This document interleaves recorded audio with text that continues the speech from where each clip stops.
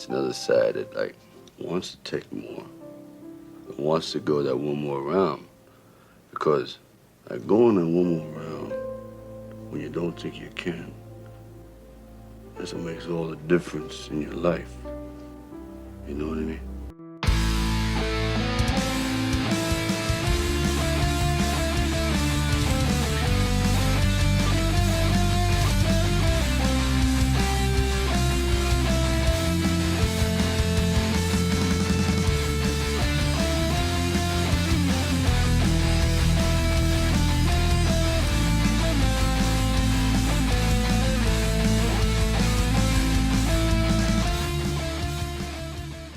Hello and welcome to another episode of One More Round, the Rocky Series podcast. I am coming at you live on location. Oh, always wanted to say that. I'm in a hotel, so if you're watching this on YouTube, which eventually will go on YouTube when I edit and curate it on the main channel of the series, you'll see. Yeah, I'm in a hotel where I'm on the road right now traveling, and Katie and Kyle were kind enough to record at a different time, and I appreciate you guys doing that to accommodate my travels. Thank you. Ryan, quick question. In this hotel, how many sterno bums are outside the window there? Well, we just had the law was just here. Oh, the law was just here. They arrested a couple sterno bums. Yeah, nice. They were saying a lot of derogatory things at the cops too. What did I do to them? Yeah, that's right. So thanks, guys. So quick update here. If you're watching this on the YouTube, which will be way before the podcast audio feed. Like I said before, the feed is down. I have been getting emails. It's nice. People are listening. I've gotten some emails and questions like, where's your feed? Where's the show? And my response is, it will come back. It'll take time. I will say everything by Christmas. Everything by Christmas will be up and about. The real question was, which Christmas? Yeah, that's right. This Christmas. My goal is it shouldn't take too long, but it does take time. And it will start populating people's feeds. And at the worst case scenario, people can re-listen. At the worst case scenario, people can re-listen to the show. But it is going on YouTube, so it's hard to get the word out there when people aren't listening to this. But it's on YouTube all the same. That will still happen. And I'll be using those YouTube audio files once I get the podcast audio up, if that makes sense. So I appreciate you guys' patience with that. Letters are still coming in. Emails are coming in. But because I'm on the road, I don't have anything ready. I have no voicemails ready. I have no emails ready. I have no YouTube comments ready. So I do apologize for that. Today is going to be pretty much just us covering about 7 minutes of video of the movie. So it might not be a very long episode, but knowing us, we'll find ways to talk. Sure, but before we get into it, though, I do have a little bit of Rocky news. You may have heard some rumblings about Katie and Kyle. Let me know if you have or haven't. There is a movie officially been announced of the making of the Rocky script.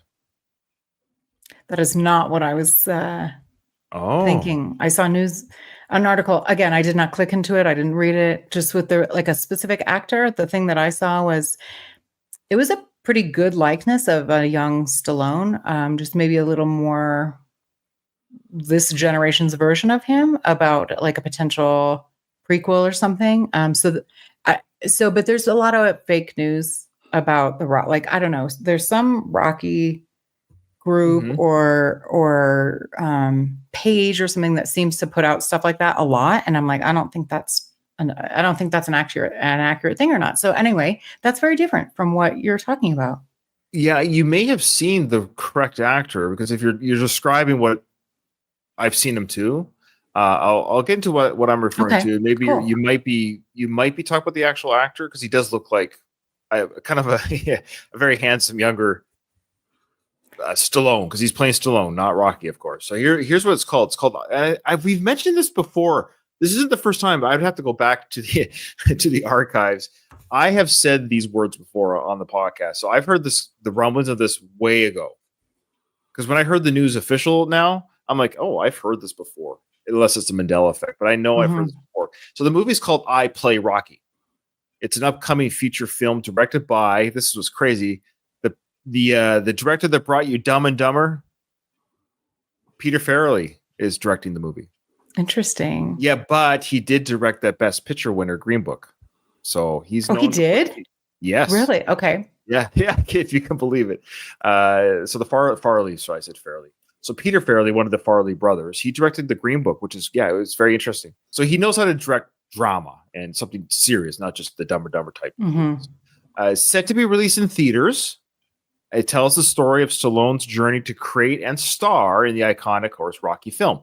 The film focuses on Stallone's determination as a struggling actor who wrote the Rocky screenplay and refused to sell it unless he could play the lead role, despite significant financial offers and industry pushback. And it's also produced by Toby Emmerich and Warner Brothers. Sorry, he's the former chairman of Warner Brothers, and Christian Baja. I don't know who that guy is. And the script is written by a gentleman named Peter Gamble. The name of the actor, you guys can Google it if you want. It's Anthony Ippolito. Sounds Italian, doesn't it? Yeah, I think that maybe is. I think this maybe is what I saw, Ryan. Yes. So if you Google him and look at his picture, he's a handsome fella, and that's what I mean. I think you probably, if you were just kind of maybe even skim reading it, you might have just. I didn't. I only read the. I didn't. For whatever reason, it didn't cross my mind that it could be a documentary style, like him making the movie. I thought it was more of a prequel. What's the dude's name again? Anthony what? Yeah, and I've got a picture of him here if you guys want to. Oh, yeah. Okay. Yeah, you show us. Yep, that's the guy. Oh, man. Holy shit, does he ever resemble Sly? Yeah, it's pretty good. It is. But do you know what I mean? It's more of like a hipster version. Well, he's not got the hairstyles, the outfits that got put on him for the 70s. But you know what I mean? But yeah, like the way his, what do you call that eye? What a likeness, though. Holy cow. It's great. Yeah, it is likeness. I wonder if he's going to, of course, do the voice. Like he must. He's going to have to. He's going to have to do voice too. Yeah, they're going to have to maybe. You know what they're going to do? I know what they're going to do. Because you know how Sly's voice might be partly influenced by like the part of his face is paralyzed. Yeah. What if they inject this guy, his face with like freezing or something like that every like couple hours? Oh no. It's like what Marlon Brando did for The Godfather. You know what he did? Yeah. They put stuff in his cheeks or something. Gauze. Right? He put gauze in his mouth. Make his cheeks full. So you could have just practiced to talk like this. You don't have to put gauze in, but whatever. Yeah, this will be cool. It's interesting though. Oh, because it will only lead up to the first Rocky movie. It won't.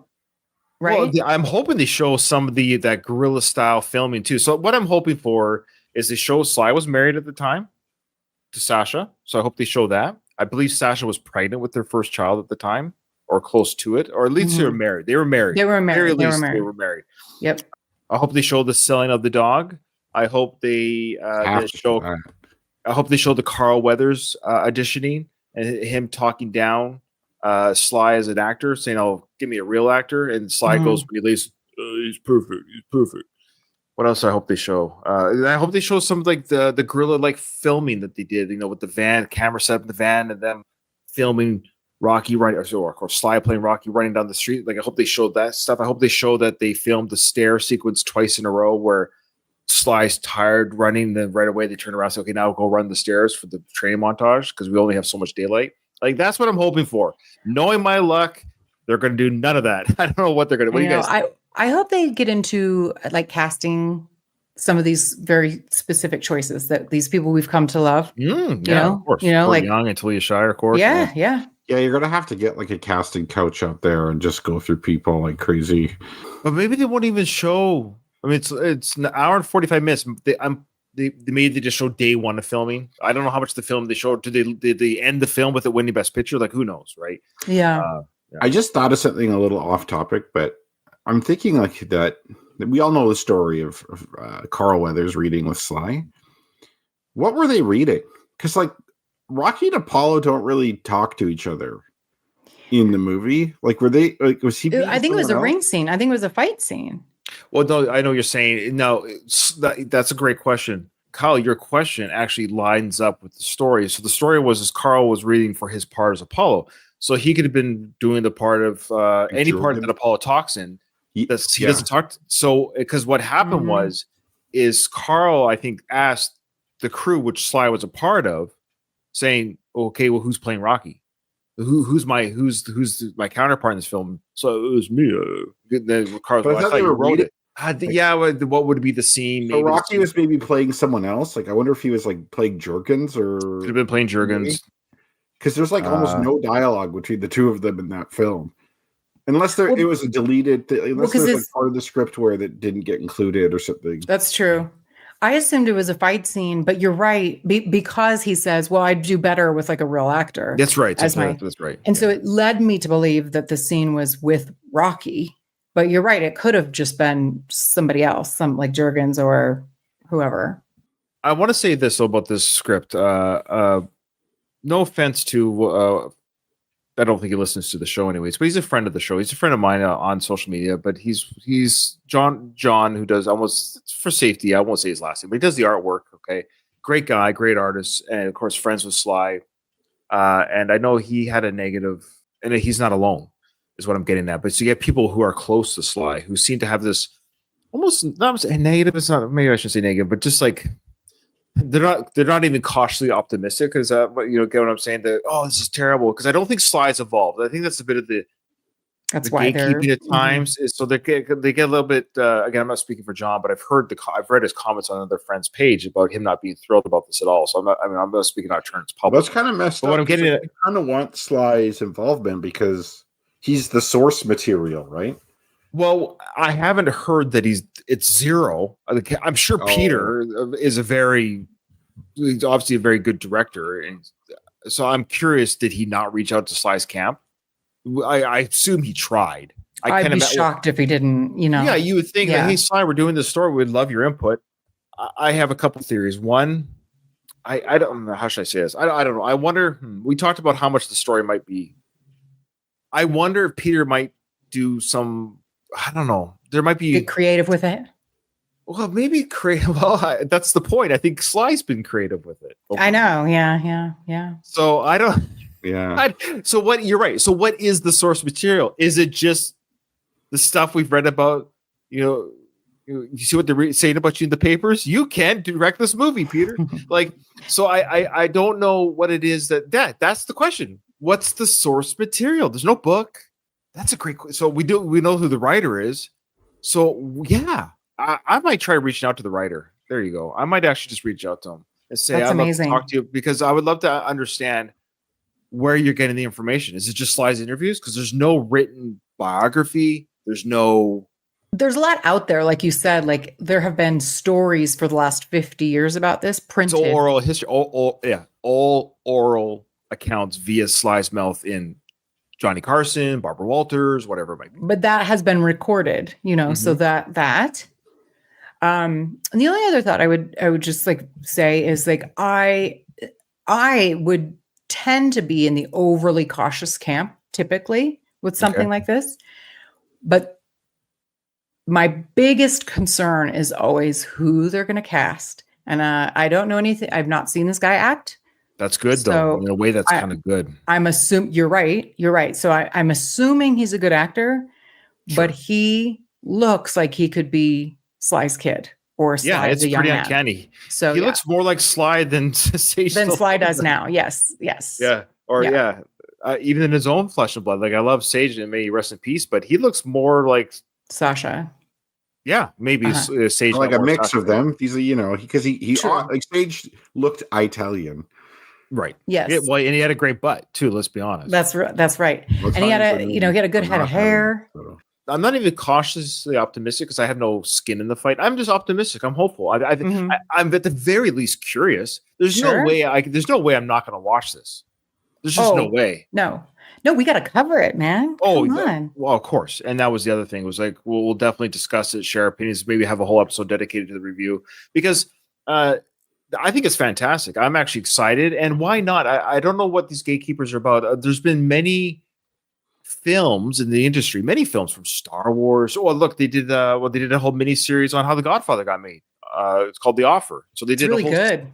Yeah, there you go. So they did that. I can't think off the top of my head, but they did one called The Disaster Artist about The Room.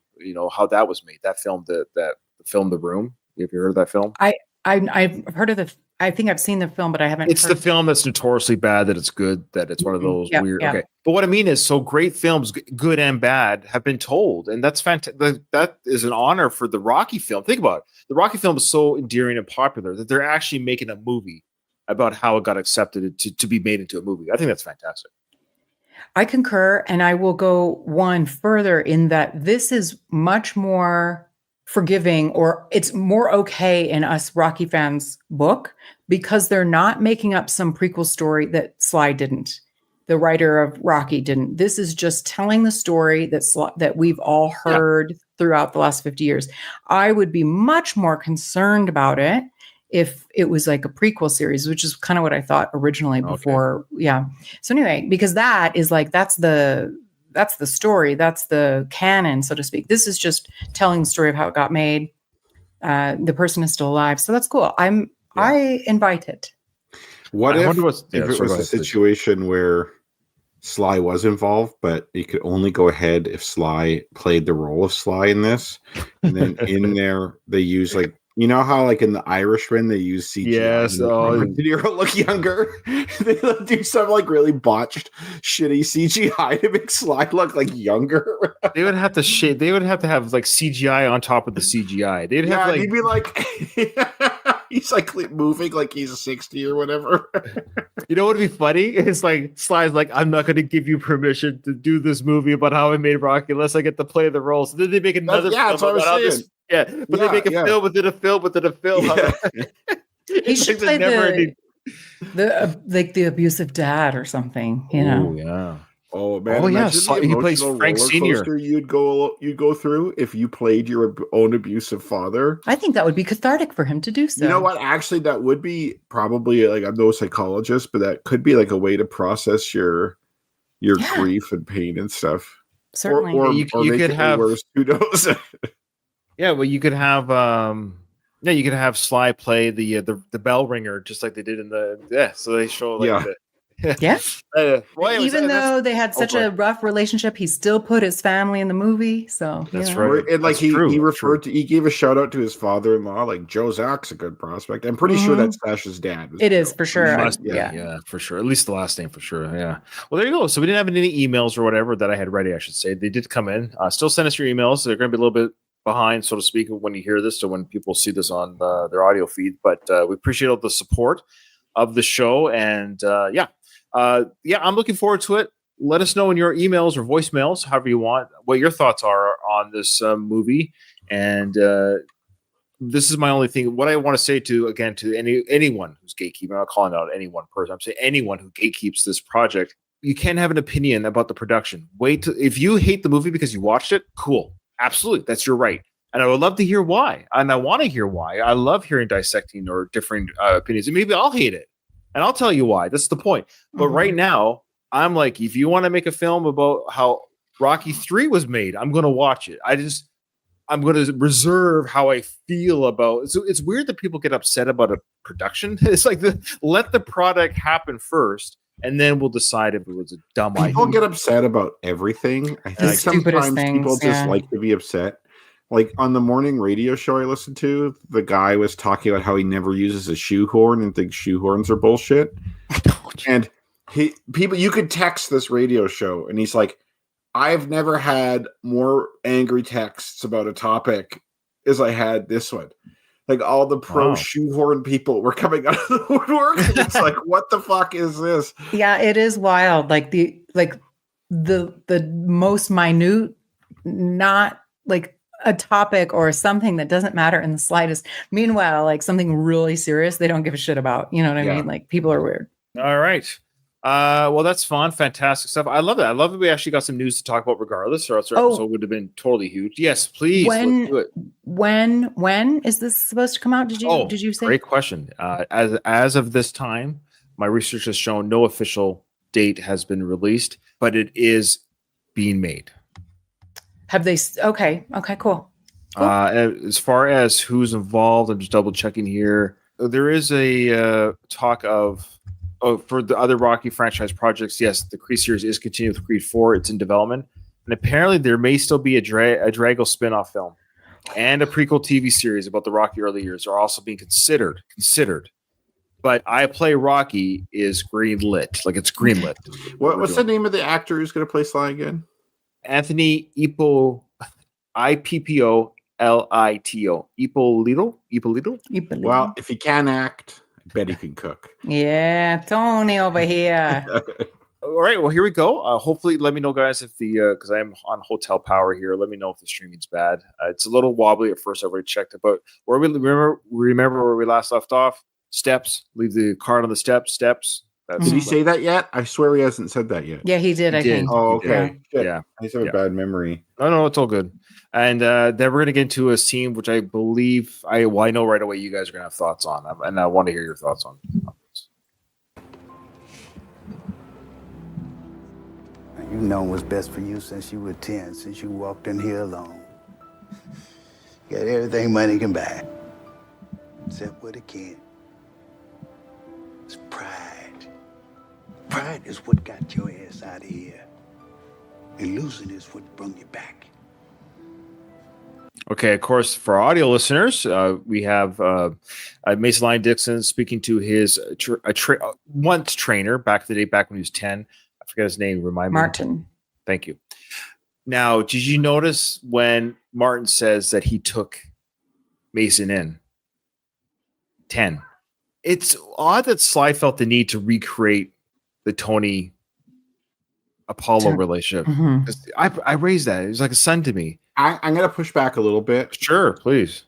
Boxing gyms or martial arts has been used in disadvantaged areas. So it's like a Big Brother program. A lot, yeah, and as a way to get kids doing more positive things. Don't fight in the streets. Box, fight here. Get your aggression out here. Be with other kids, be with mentors, in a better environment. Okay, that's fair. That's fair.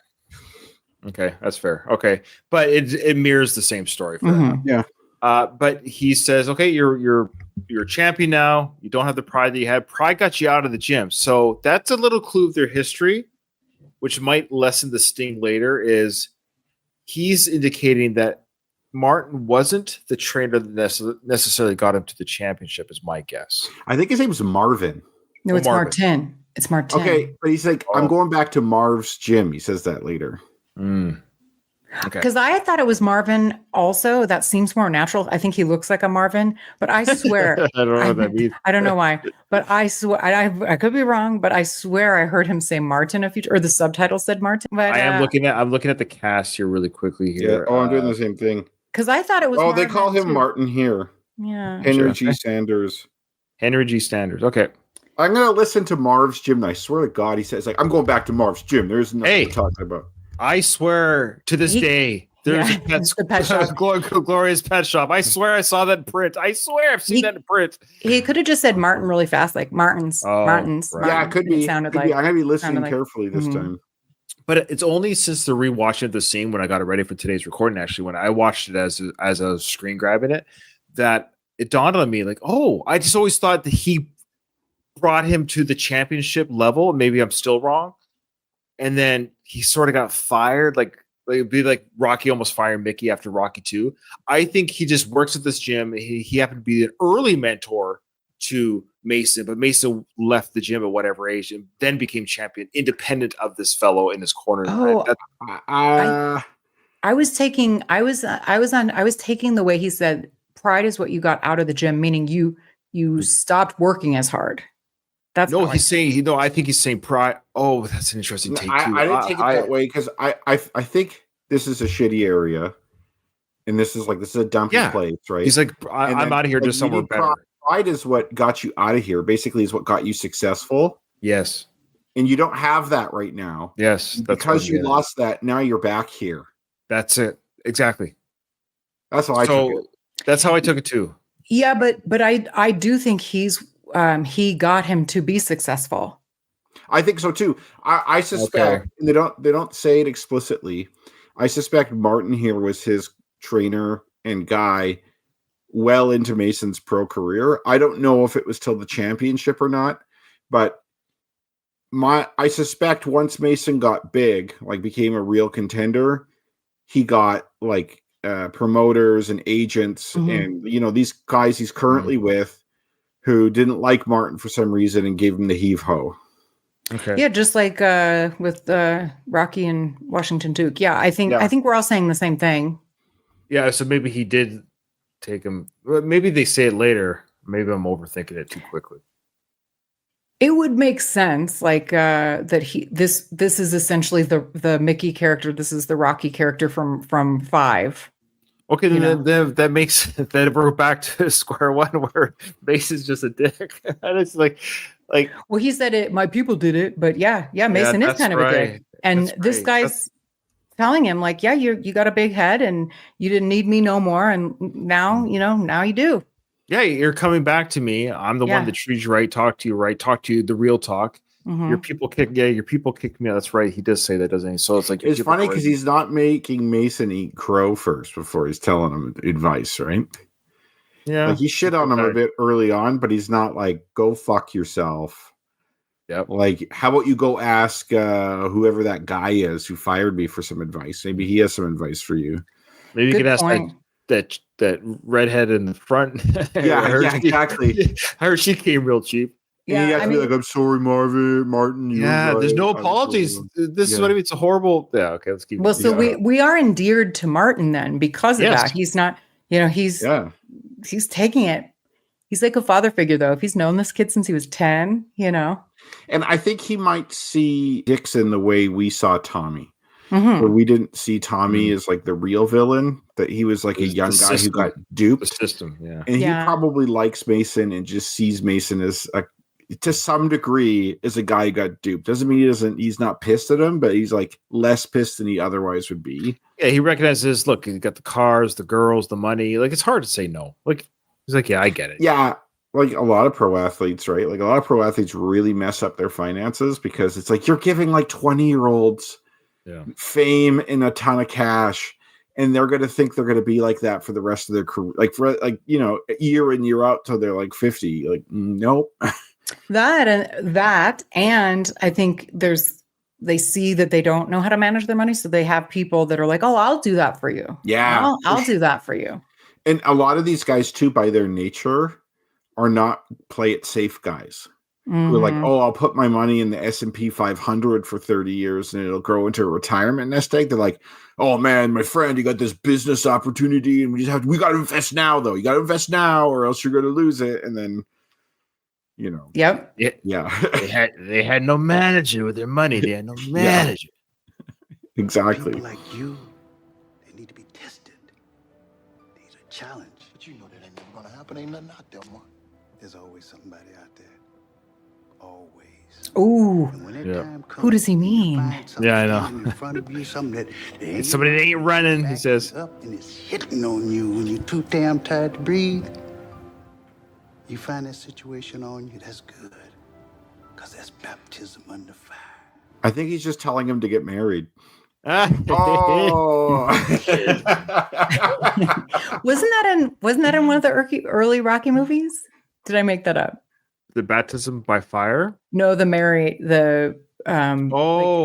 he brings up the cake fighting and Adrian says, I guess there's a couple. And, she said, has it really been that rough? There's another one. You're right. There's another. I feel like there's another one, but yeah. I was also thinking if you want to get tested, have like twins or something. Oh, that's what I've had. Exactly. That's why I brought it up because I'm like, I've had one baby and that was rough. Like one at a time. I'm like 2 at a time's a whole nother level. I don't understand, but I know it's got to be rough. The irony is, if you have twins first, you'll never have kids again. Usually, it's kind of our joke. I mean, I say that, but when we had twins for the last set, I was like, "That's it, I'm done. I snip, done, no more." Yeah, man. Yeah, all right. So this is a little heavy-handed, or am I? Oh, of course.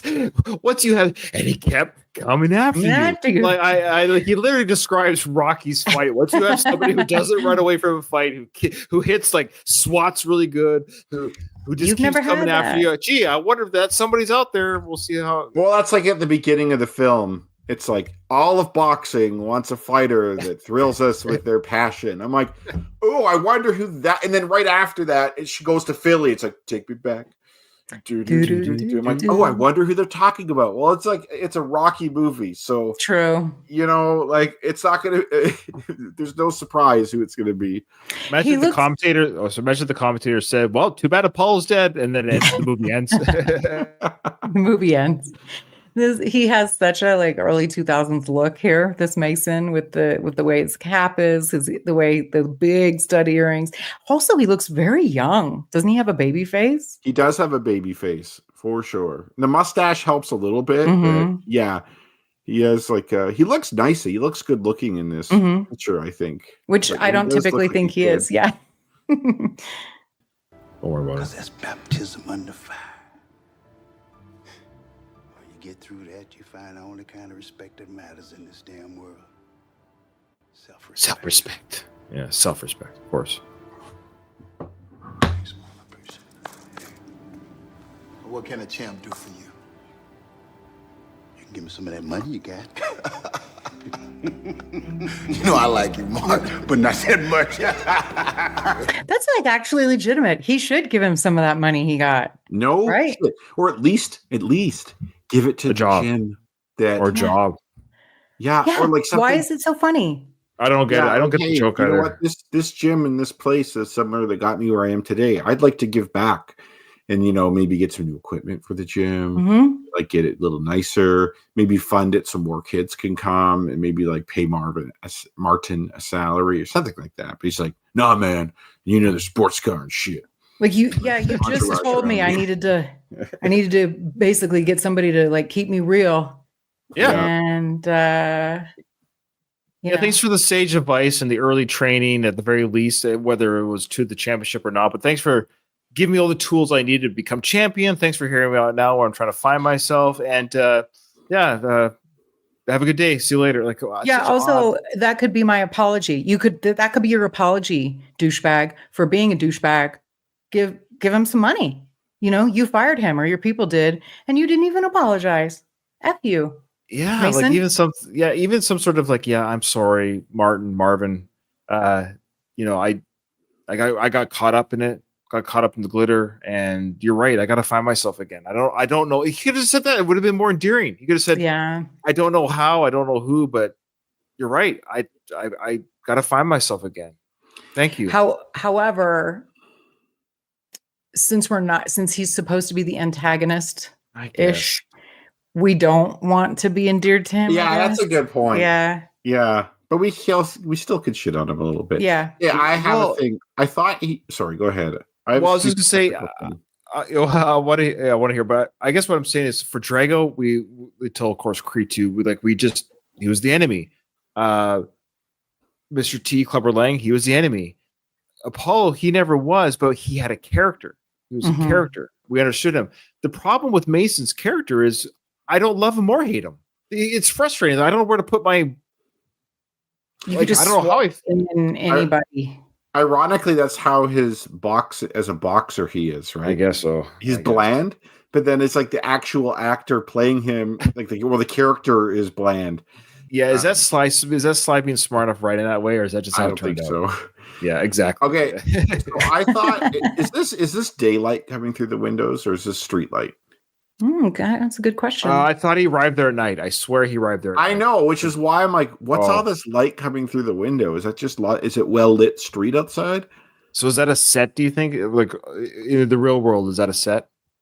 Well, maybe they probably went to some kind of gym, but I wonder if it's like not during the nighttime, right? Yeah, like they filmed it during the day, or they talked into the long hours of the early morning. And hey, that could be. It's dawn now. Yeah, yeah. Right.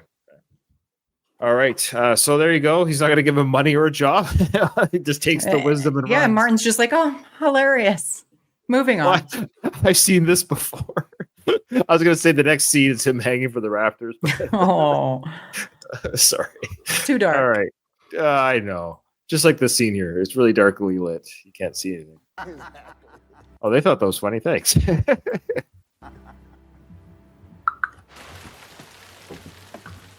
How about a picture with the kid, Rock? Is that all right? Sure.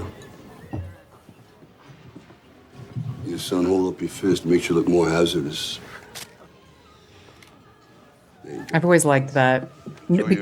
Hazardous. Yeah. The use of, again, the Rockyisms here is an unusual way of saying menacing. Yes, that's what's so cool. Yeah, he could have said menacing, hazardous. Hazardous. I love that. What ages this movie, but in a good way for me, is you may have had the flip phone picture earlier which would have been really modern at the time, but people would still be in 2006 be taking pictures with that was a film camera. You could like, which is a better quality than those Nokia flip phone. Yeah. Well, they also had digital cameras back then. So I bought my first digital camera in 2005, but it wasn't very good.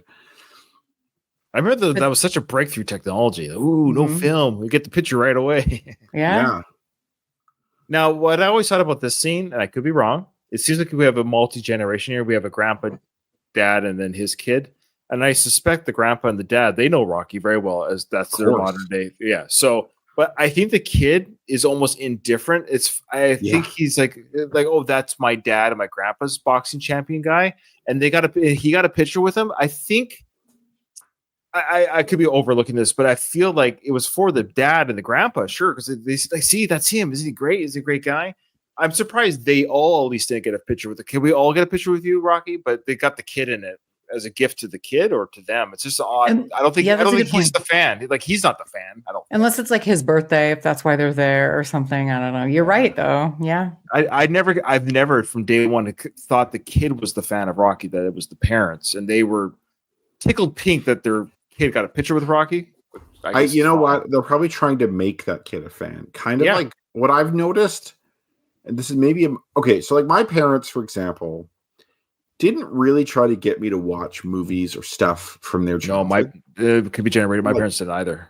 But I find my generation does that. Like I keep trying to show my daughter movies and things I liked as a kid, and so she can experience that too. But like, and it kind of works, kind of doesn't. Like there's some stuff she likes, some stuff she doesn't.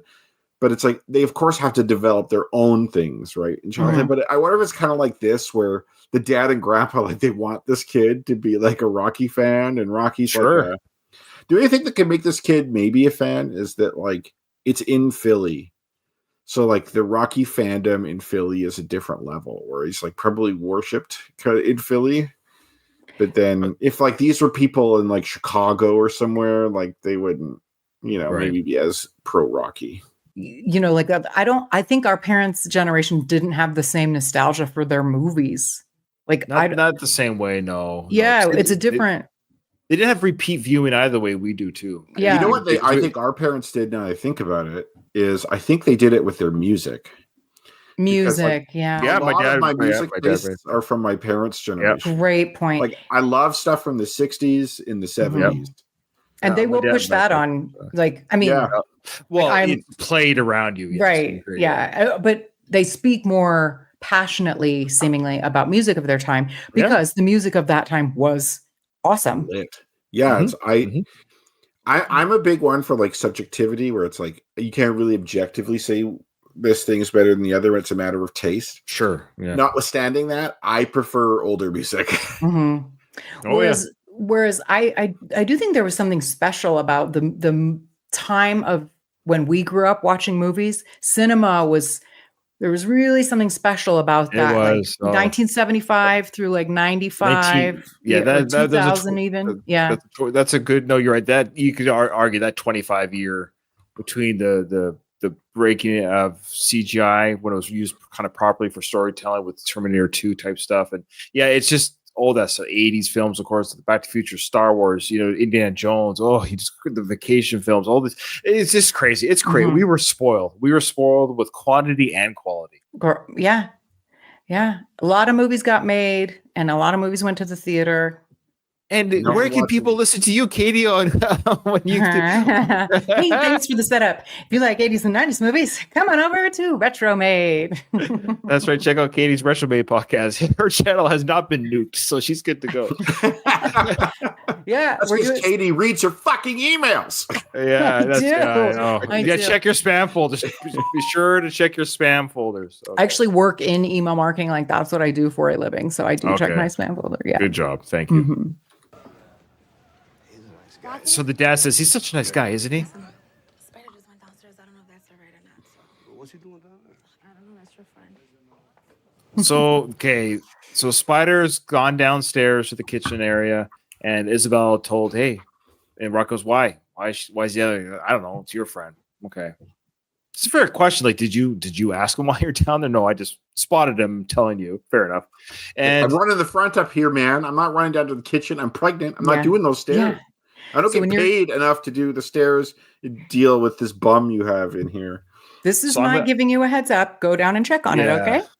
Now I'm going to give you a leading the witness question, but you can totally don't allow me to sway your thinking. If you have never seen the first Rocky film and you just watch this as a standalone story, what purpose does this scene serve? Let's check it out. Keep that in mind. He looks so enormous. Yo, Spider. Let me do some dishes. I feel better. Oh, come on. You're my guest. Let me do something. Well, keep eating. Guests do that. Don't make me fight you again. Last time you got lucky. Lucky. Okay. Jesus wants me to work. You're Rocky. Yeah. You got guests. Boy, he's busy today. Don't get too Yeah. You know, I gotta say, Spider Rico still has some look at like his muscle there. He's still got some pipes on him for an older guy. He's tall too, or that Mexican might be short, but I think both probably. Yeah. A bit of both. Okay, now I love the nostalgia. Of course, it's the first Rocky film fanatic. Of course, we know the joke. Oh, you got lucky, the headbutt, and then he knocks Spider Rico's block off there. The great classic scene of him kneeling over him, almost punching him into the canvas. He says, "Oh, you got lucky tonight." So this is a great callback to that original sequence. So again, I get the nostalgia as Rocky, but we're not even a half hour into this film. It's like, holy smokes, like Rocky, you're hitting us over the head with a sledgehammer or slide. That was my huge concern with this film. Well, it's happening. I started like the first half hour, I was watching it. I'm like, I don't know, man. I don't know. So like the little Marie, and then this, and I'm like, and of course, it does set the characters, and it does go into what the movie's about, which we're about to get. I get fine. I gotta say, this scene kind of has a purpose, but you still don't need it. It would be kind of weird if Rocky's just standing there and then Marie and the kid come in. I kind of like that he's being called back, pulled away. Sure, okay, but again, that's not necessary. Well, true. I agree. It's not necessary. I also agree that it is the first bit of this movie is let's remember you guys. Remember. You ever see South Park? You ever see South Park? The little character is called the member berries or whatever. It's been a minute. But I do think if you haven't seen the Rocky movie, this does kind of help because we know the type of person that Rocky is. Right? Yes, sure. This is helping if you've not seen a Rocky movie, this helps you understand what kind of a person Rocky is and that he's fought this guy before. Sure, they have a history, yeah. Now, are we led to believe that Spider's not paying for the meals, so he doesn't want to I want a handout? I'll give you a handout. So he's working for his meal? Yeah, she said like the freebie over there. She's like, you fought him doesn't mean you have to feed him for life. Okay. All right, so that's fair then. He's doing a very fair thing to do the dishes for his meal. Fair enough. Yeah, I think that's how you regain some of your dignity. That like I've earned this in a sense. Yeah.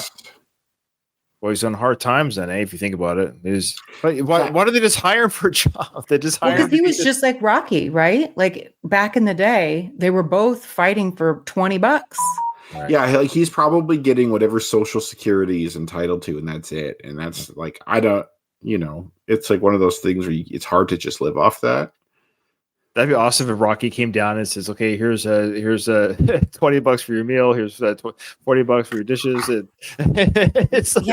don't want like 80-year-olds be like working, And then Spider's like, "When do I get to wash dishes again?" when do I fight again? Yeah. When do I get washed? When do I get to wash dishes again? Meanwhile, he's just in the way. This kid. Yeah, it's his job is to wash the dishes. Like, you're just getting in my way, dude. Can you move? Yeah, and you have to look busy too. It'd be weird if like Rocky walks down, the old man's doing the dishes, and you're just like having a smoke or whatever. Yeah. I was gonna say on your phone, but that wouldn't be applicable here. Mm-hmm. Yeah, that's right. All right, let's see what got. Then Rocky makes a joke. It might not kick in quick enough. He makes a joke. It's a good thing Jesus didn't ask you to cook. Yeah, is it decent? I guess he's bad at doing dishes. Is that the idea? Well, I don't get it. Yeah, I don't know. Well, doing dishes is a pretty task, right? It's a low skill job. Cooking is a higher skill job. Yeah, and it would be fucked up if he we presume Spider can't cook because, like, right? At least like, if he does cook, put a hairnet on, buddy. Yeah, exactly. I don't want any of that hair on your head fall into my food. Thank you very much. He's always had weird hair, right? Spider, remember his hair from back? Like, what was that weird? It was like almost like kind of like an afro. It was like a white guy afro. Like he could be like, like a quarter black or something like that. That's true. Like my wife has some cousins who are like a quarter black, and they don't look black. Like their skin is like really light, but like their hair has texture. Sorry, I'm just laughing. I don't know why I'm tired. I've been driving. I know it's. I'm. What's the loopy? I'm a little bit. I am too. What? But wasn't his hair like red?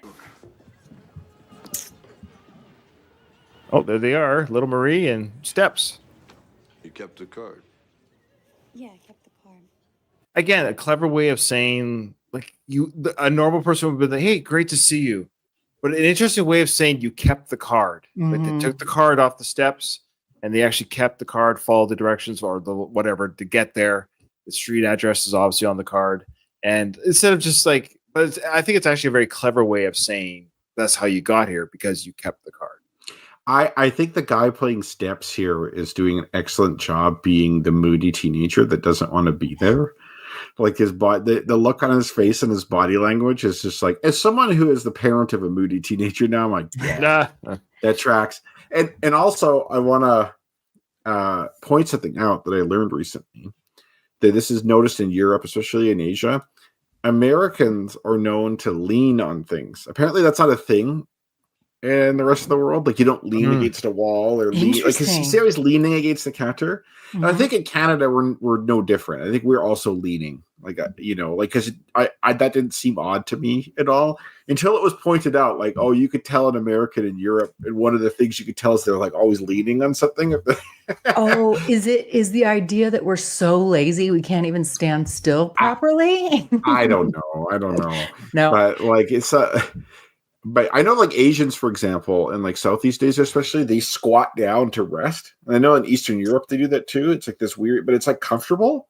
It's like this weird squat where you're kind of just sitting in midair, and that's what they do instead of lean. And in Europe, I guess you just don't lean, but Steps is leaning there, and it made me think of that. A little bit of context back to Spider. I think this is worth noting because we're not really going to see much more of him. He's still alive. Is he? Shit. He's 80 years old. Oh, okay. He's like Sly's age then. Yeah, he's the same. Yeah. So that means he was 61. Oh my god. He had a rough life, that one. That's what I mean. He's 61 in this film. He's only 2 years older than Sly is in this film. Sly's 78 right now. She's like 10 years older than you, or 9. Yeah, I'm 50 next month, so he's 11 years old. old. I thought you already turned 50. No, in October. You know what it is? It's just that, like, I keep thinking you're 10 years older than me, but you're not. You're like 9 years older than me. Oh, fair enough. So I always think, because I'm 41, so I'm like, oh, Ryan's probably turning 51 soon. But one day, hopefully. Yeah. So his name is Ryan. Yeah, hopefully I make it to 51. His name is Pedro Lavelle. He was born in Argentina. Of course, he was a real boxer. His fighting stance was orthodox. That means probably standard. That's right-handed. Oh, is that what that means? Okay. Yeah, it's orthodox and southpaw are the two. Oh, I see. Okay. He's only been in 3 films: Rocky, Rocky 2 via flashback, and Rocky Balboa. Is that cut from Rocky 2? I don't remember that in Rocky 2. Apparently, according to that's the beginning sequence. Oh, wait, that was the flashback. Oh, Rocky 2. Yeah, it's flashback. Must have been cut because he's not in Rocky 2. No, it's not. This says that's Wikipedia. I'm trying to remember the flashback. Well, unless there was I don't know, like a director's cut or something. Yeah. Maybe. Yeah. So I think you might be credited even if like you didn't make it into the film. That's right. You can be. Yeah. I'm not like I should. Yeah, I think that's true. I think that's true. Yeah. So he's still alive. He's 80 from Argentina. There you go. Pedro Lavelle. Okay. All right. Let's continue this dinner sequence. Yeah. Why don't you sit down? Yeah, sure. Yeah, sure. Thoughts on the Killers? I love the Killers. Katie? Yeah. I think it was an effective use too of like immediately. Okay, new environment. Like different vibe here. You should have been like when you were young. That would have been a good one. Oh yeah. It called back to like where Rocky. Oh, sorry. I'm thinking this is Mason's house. Never mind. I apologize. This is the bar sequence. My apologies. Yeah, it's just this is where the young kids are now. Like, yeah, this would have been a fairly new song. This would have been a couple at the time. years old. Yeah. I mistook the residents. My apologies. I might just edit that whole thing out. You see the white hand here, and that's I didn't want to say that. I just don't think the Killers was playing at Mason's house. Okay. Yeah. Also, they're like serving. It's like clearly like it's a yuppie bar type bar or restaurant or something. College student type place. Yeah. I just because you know what? I walk in there, I say good morning. Okay, so just a reminder, folks, on my Going the Distance podcast, I interviewed the actor who plays Rocky's friend. His name is Tim Carr. Great guy, by the way. Which one? He's the one that goes Rocky's baby or Rocky's. I think he's the guy on the right here. Yeah, he's the guy on the right. You're right. It's that guy there. Okay. He's got a couple lines actually, but his name is Tim Carr, and it was fun talking about that. I don't remember that. He seems like, as someone who's worked in finance, he seems like such a finance guy. Yeah, like gives off that vibe. Yeah, really nice guy. Really nice guy. Like, as someone who doesn't fit in finance or like that type of finance, I get how Robert is like here, but he's not really here. You know, like this resonates with me. I should announce now, if anyone's listening to this, I am actually recreating, because I'm doing everything by scratch anyways. I have all the audio files. I'm 99% sure I have them all of the Going the Distance podcast. So I'm going to create a separate feed, like a historical journey that will lead up to when you guys join the show, because it ends with Creed 2, right? So I'm going to re-release the Going the Distance podcast as a standalone feed, as a historical journey to how you guys basically ended up on the show. So it's like our prequel, so to speak. Oh, there you go. I like it. So within that feed would be the interviews. During that time. So you did a lot of really good interviews.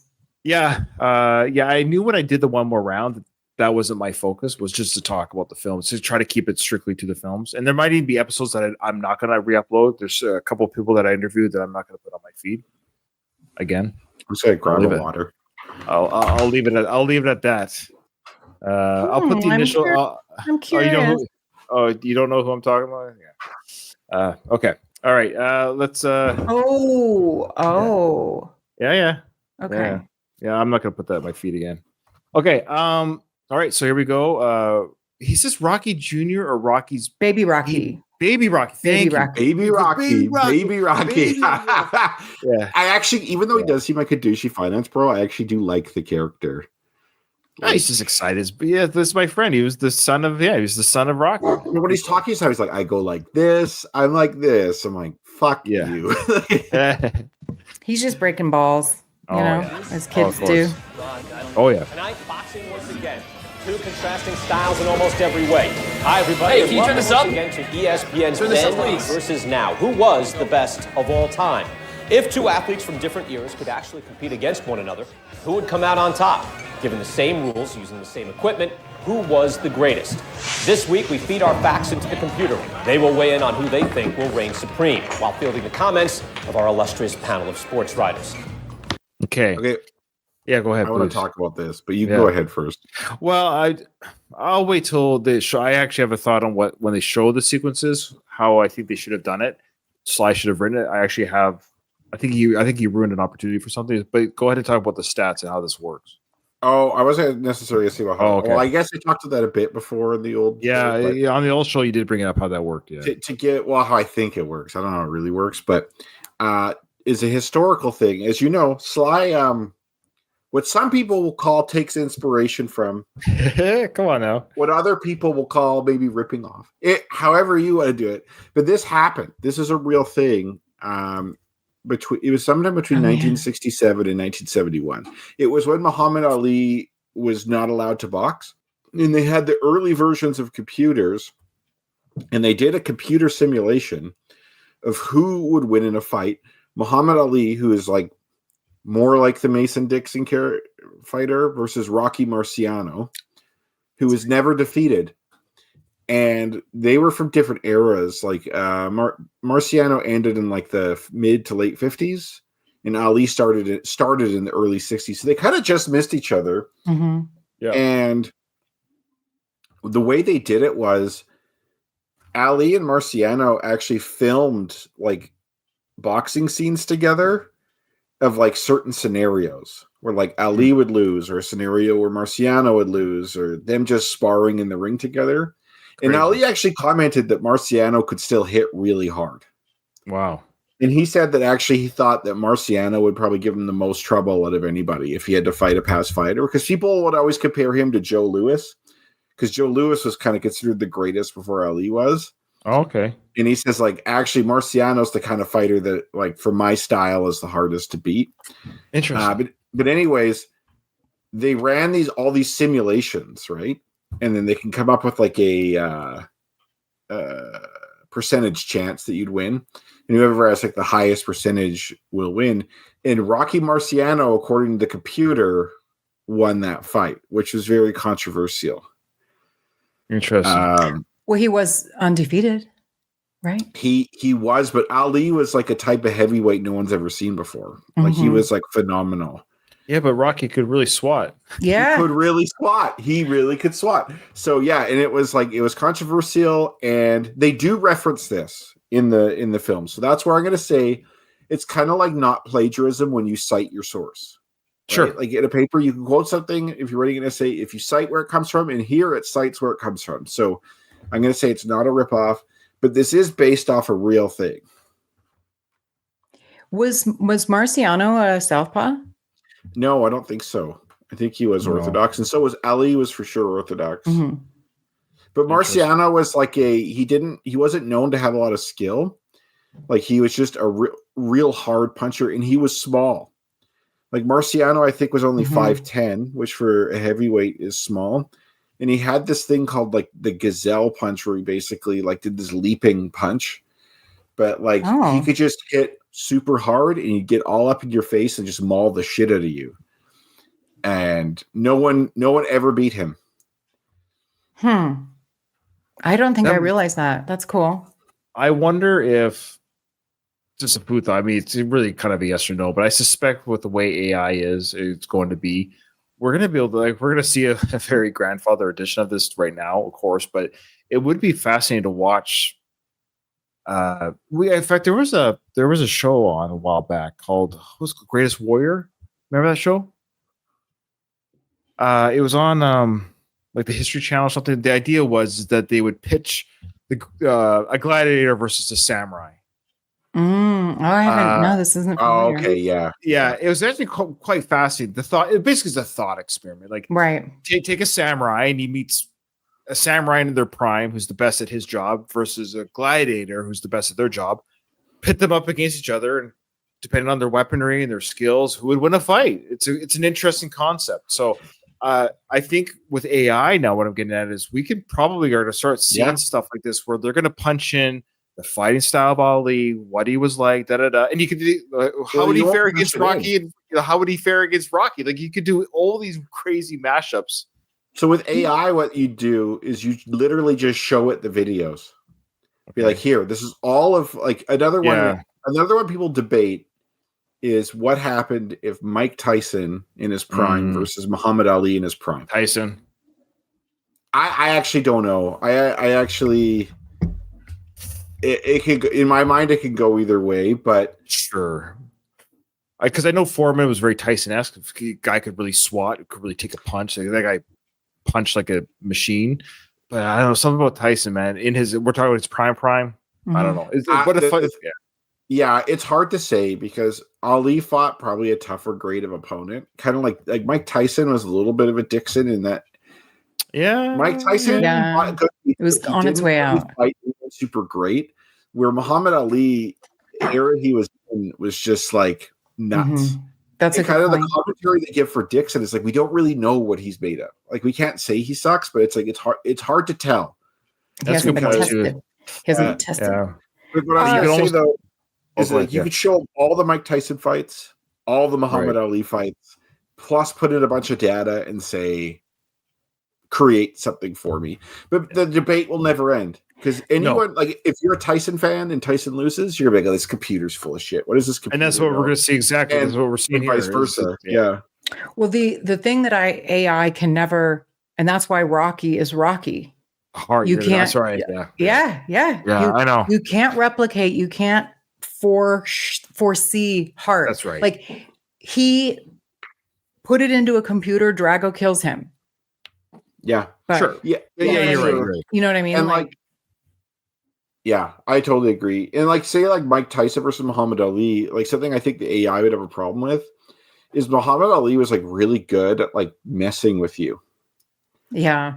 Like he was really good at adapting to whatever you're doing and like fucking with your head. And I think he would have really messed with Tyson a lot. Plus he was really good at taking a punch. So like he would hang in there. Yeah, I don't know. But like Tyson was just awesome. So it's hard to say. Did people make fun of the way he spoke, like in the ring? I feel like would Muhammad Ali do something like that? Somebody did make fun of Tyson with I swear I saw some sort of like montage of people. Like I would if I was fighting him. I genuinely think people were scared shitless of Mike Tyson. Didn't somebody talk smack about him and Tyson destroyed? No, there was this guy. He was like a gang leader in Detroit, and it was also a pro boxer, and he was fucking huge. And he talked a bunch of shit about Tyson. And to be fair to this guy, though, this guy hung in there the whole fight. He didn't get knocked out, which is rare.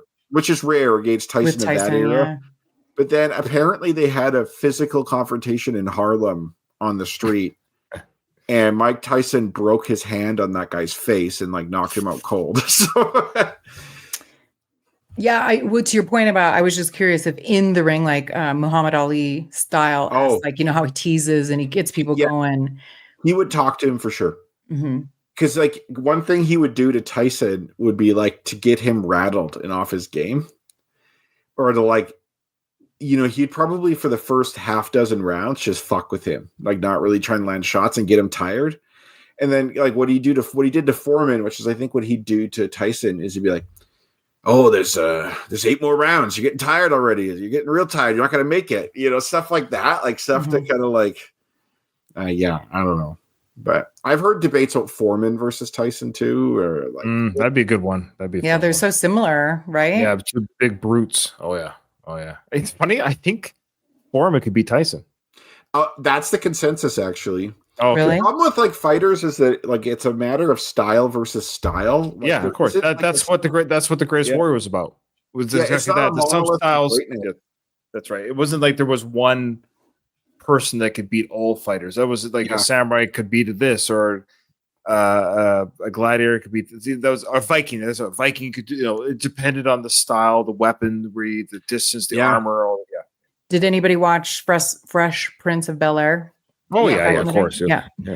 I remember specifically an episode where, you know, he's like getting, you know, trying to get in the mood with his lady, and and she says something about they were I don't know, somehow Rocky or Rambo came up. It's like, well, who, you know, Rocky or Rambo? All right. And he says, well, in the ring or in the jungle? You know, that's right. Just kind of bringing up it depends. The answer is it depends. But also, you put boxing gloves on Rambo, he's going to lose.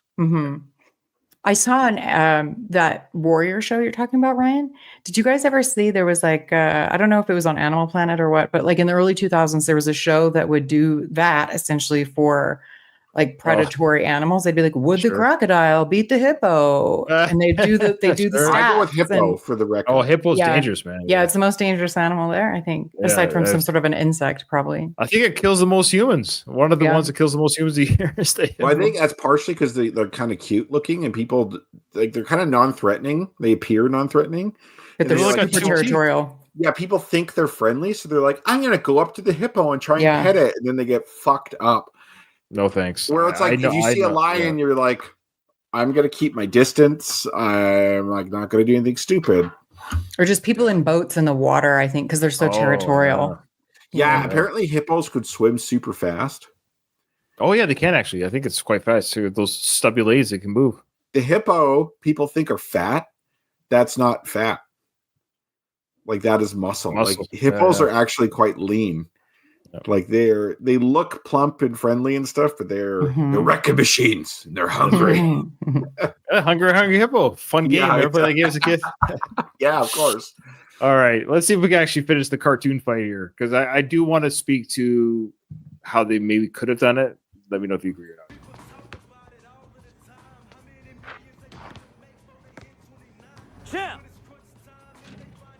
Oh, he does. That's where he misses. That was a trivia question. Oh, that's right. He missed the basket. That's right. What you talking about? Come on, man. Come check this out. Hurry up. Tonight, the former two-time heavyweight. Before you could just pause it. It's live TV. Oh yeah, honestly, that I forget about that. Yeah. But it's like explaining to my daughter what TV was like when I was a kid. It was like you had to like hold it till the commercial. Like, and your show came on when it came on. Like, you're not if you missed it, you missed it. So we do have the record here. So we got Rocky records 57, 23, and 1. That's a horrible record. Okay.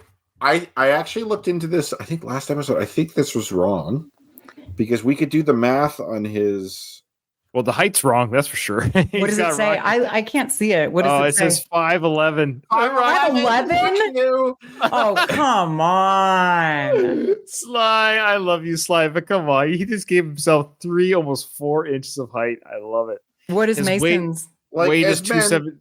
Go ahead. I was going to say, as men, we sometimes give ourselves an extra inch or 2. Yeah, I have to. More like, come on, that many. Like, what are you doing? Oh, I think I did a thought experiment with this. I've heard this one. Like, you have to lose an inch of height for every inch you gain down below. Like, where do you stop to gain the one or the other? Oh, yeah. Well, that would really indicate the way someone would answer would indicate where they currently are sitting down below.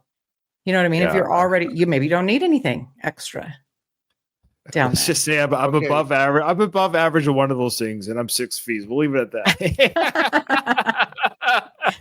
Sorry, Ryan. What did it say? So, yeah, he's 5'11". He's 5'11". His weight is 217, and his reach is 73. So that's Rocky. 17. Yeah. When is this from? When is this supposed to be from? When he's in his this is he was Rocky. never He's wearing 217. He's wearing the Rocky 2 outfit. Gold and black. Yeah. Okay. So you guys indulge me. 5'9" and 190. Yeah, I know. It's ridiculous. They gave him 25 pounds and an extra 3 inches.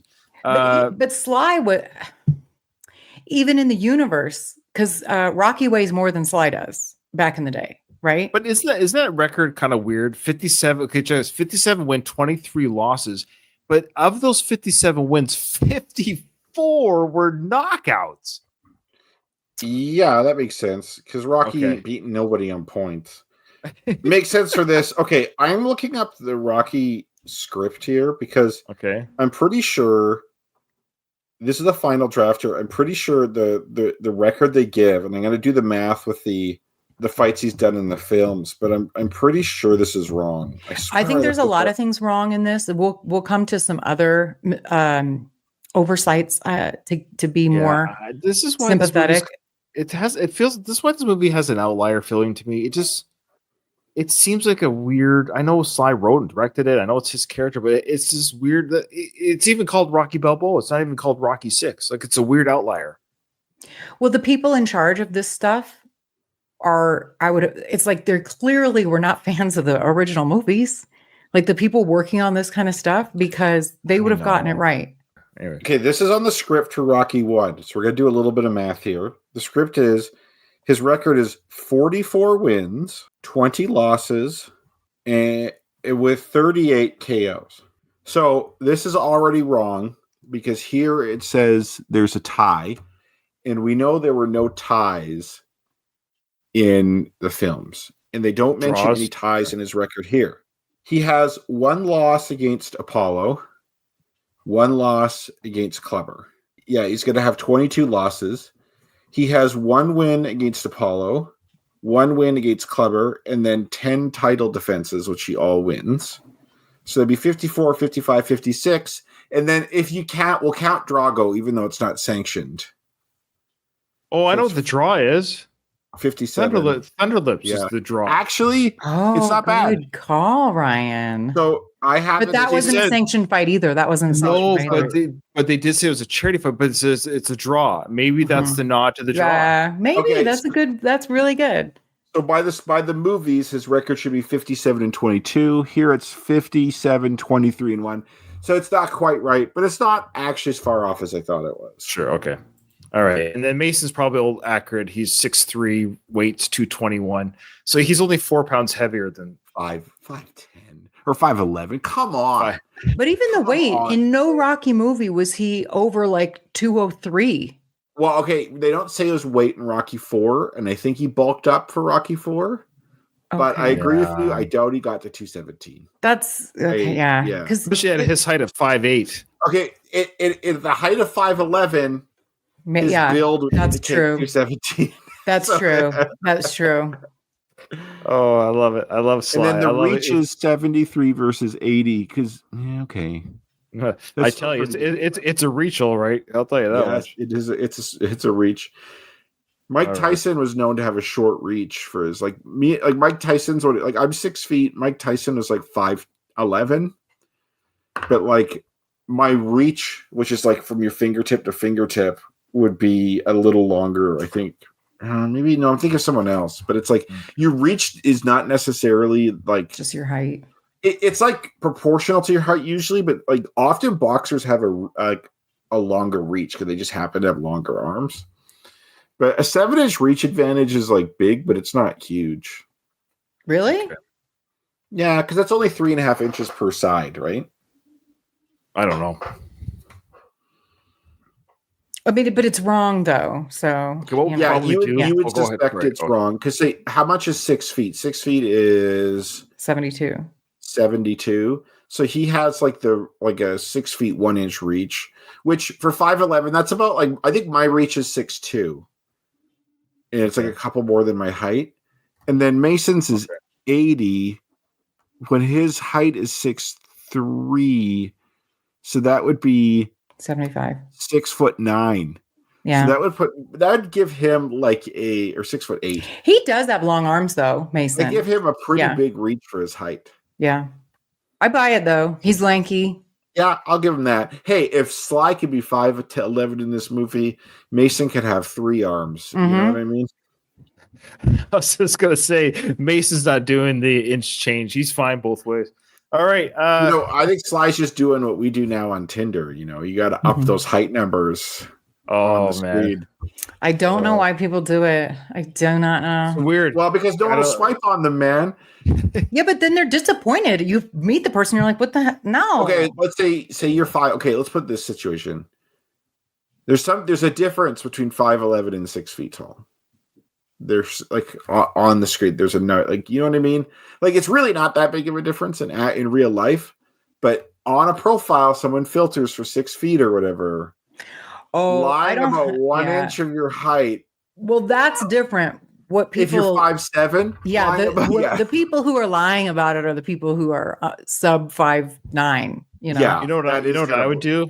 You know what I would do if I was ever the date again, which I hope I never will. I'm just saying if to play a game here. Because I've never done the online dating. I would make I get like an aging filter, try to make myself look a little bit older than I am. Oh. And then put myself as like 5'9" and make myself like look like I'm 60 and then almost. You show up and like, whoa, you like do the reverse catfish. No, it's I think I don't do online dating either. I just hear from sure. Actually, none of my friends do either, really, but from back in the day when people would.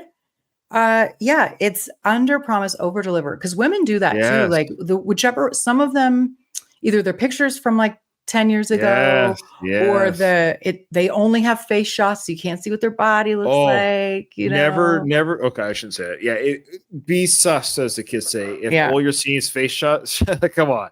You never went on a hike. You never had anyone to be at a party, in a group shot, at a party. Come on. Sure. Yeah, as you can see, we are not in the dating game. I have no dating tips. Okay, well, we're going to end there. Even though we did get to the cartoon fight, that's okay. It's you don't want to watch it? Well, I do, but just because it's going to elicit a lot of great conversation, and I got to get ready for bed. I know I'm on the road. Got an 8-hour drive. On the road again. On the road. That's okay. This is sort of like not a mini episode. We did a lot of talk, which is good, a lot of discussion, but it is sort of like on the road episode. So we didn't have the trivia, we didn't have the emails, letters, and but we had some great discussions actually. So it was fantastic, and it was a pleasure to record with you guys. Thanks for doing that with me. Yeah, when you see this on YouTube, it's going to be well before it ever comes up on the feed on the audio. So if you're listening to the audio, that means you're listening to the audio, and we got there, and welcome, and we're going to keep going. I know it's all over the place, but the long story short, it'll be available everywhere again by my promise is no later than Christmas. Okay, guys, this episode is over. I didn't hear no bell.